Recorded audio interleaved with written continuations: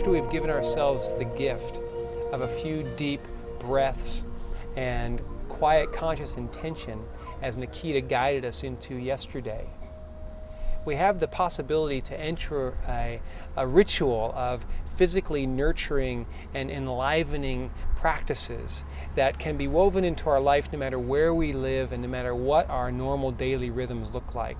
They are simple activities and endeavors and practices that can be woven in a matter of moments and minutes usually, but they can make a huge difference in the way our physical body assimilates and connects with life, the way it detoxes and purifies and rejuvenates itself at the beginning of the day, and the way it aligns itself with our mental and emotional and spiritual capacities as we step into our day and further onto the path. I look forward to sharing with you several of the different activities of my own morning physical ritual here in document form in the Day 3 lesson plan. But on video, I wanted to share with you something that sits at the very center of my morning ritual, and that is my Qigong practice. Qigong is an ancient Chinese healing and martial art. It sits at the very base of many of the healing arts around the world. It is over 5,000 years old. Qigong means literally qi, meaning life force or energy, and gong, meaning working. So we are working with our life force as we do Qigong.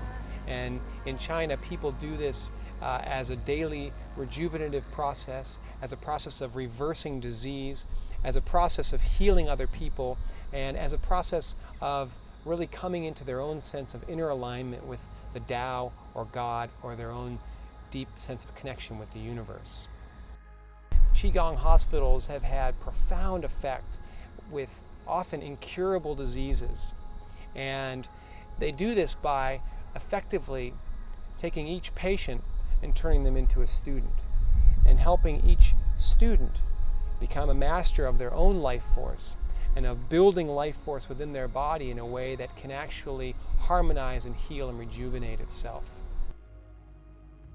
In the Qigong method, the first step is to have a clear intention, to actually establish your intention or your vision, not based on where you are now, not based on a reaction to a disease or discomfort or some imbalance, but to actually set your intention on an ideal, on a vision for health and vitality, and to have that intention as a pristine space that, as I said, isn't reactionary, isn't I'd really like this, but all things considered, I don't think I can have it, but a pure intention. So they don't focus on the disease or the problem or the ailment. They focus on the ideal or the vision of health and vitality.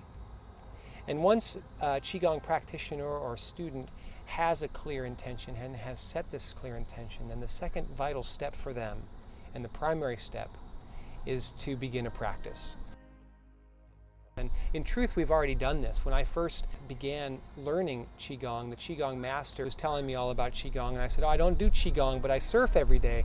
And he goes, he laughed and he said, "Well, surfing is actually one of the greatest Qigong exercises you can do, because you're quite literally surrounded by Qi, working with and moving with waves of energy, with the ocean of energy, and you're practicing the art of harmonizing with and riding along the energies that are greater and deeper than you as an individual." And that effectively is what Qigong is about. He said if you can surf and if you're cultivating that energy in your system each day, then you don't really need Qigong. But he taught me some techniques anyway, and I found them to be very profound as a way of centering myself and as a way of really anchoring my intention. And the first technique we'll learn today is called lifting the sky. Qigong practitioners believe that the most important, vital first step in any practice, and before we begin our Qigong practice, is to have a smiling heart. And in essence, they believe that if your heart is smiling, then you don't need the practice, but it's still good to do it anyway. So as we prepare to lift the sky, what we want to do is we want to get in a nice tall posture with our feet relatively close together. And we want to position ourselves so that our fingers are facing each other. Our hands are extended in this way, and our fingertips are facing each other. We're not tense in our shoulders or our arms, but we're just comfortably aligned within ourselves. And the movement is quite simple. What we do is we keep our eyes on our fingertips as we lift them, inhaling up over our head. And when our hands are above our head, the final part of the movement is just to simply outstretch slightly. Again, not tensing any part of our shoulders or our arms or becoming tense or rigid, but just pressing as though we're pressing a very light pillow or bubble or balloon up over our head. And then in that little gap between our inhale and our exhale, we're just pressing up. And then as we exhale, we just relax and we allow our arms to fall down as we close our eyes. So again, breathing in through our nose, with our eyes open, we watch our hands as they come up over our head, and we press slightly in that little gap between our inhale and our exhale, and then we exhale with our eyes closed, allowing our arms to fall relaxed to our side.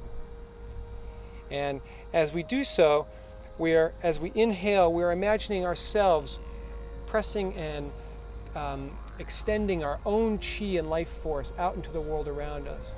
And we press this up over our head, and then as we release, as we relax, we're allowing chi and the energy of the universe to flow and shower down around and in us. And it is just like this rhythm that we spoke about earlier today, of setting our intention, of taking a step, and then allowing the universe to actually flow in and play its part in the dance. And Lifting the Sky is all about that. It is an acknowledgement that we are actually playing an equal part with the universe, that we have our role to play, and that the universe is counting on us to step forth in our own unique way and play our part each day. And in doing so, it has the greatest opportunity to reflect and pour life force into our steps and our being and really support our path.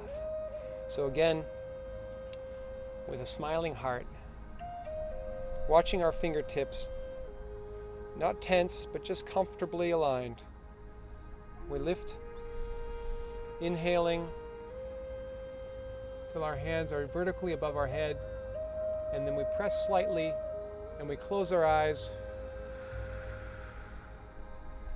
for a nice gentle exhale, allowing chi or prana or life force to rain down around and in us. And after doing this 5 to 10 times, we can just pause for a moment and keep our eyes closed and allow ourselves to feel the energy that we've actually created around us. It's a very, very simple movement, but it's a very, very powerful movement in my experience.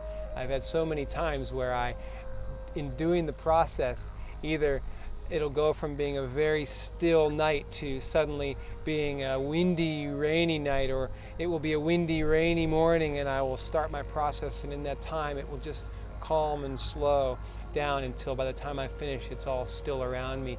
It moves energy, and it's subtle, and it feels subtle, but it's not. So respect the practice and explore it, feel it, and experiment with this feeling, with this movement. If you have any questions, if you feel any discomfort, just stop the movement, come back to your breath as Nikita has guided us. In essence, this is a life force building exercise. It shouldn't take extra energy or shouldn't cause any strain or tension in your body. And that really is the only way that you can actually harm yourself in the exercises, if you're trying to force anything.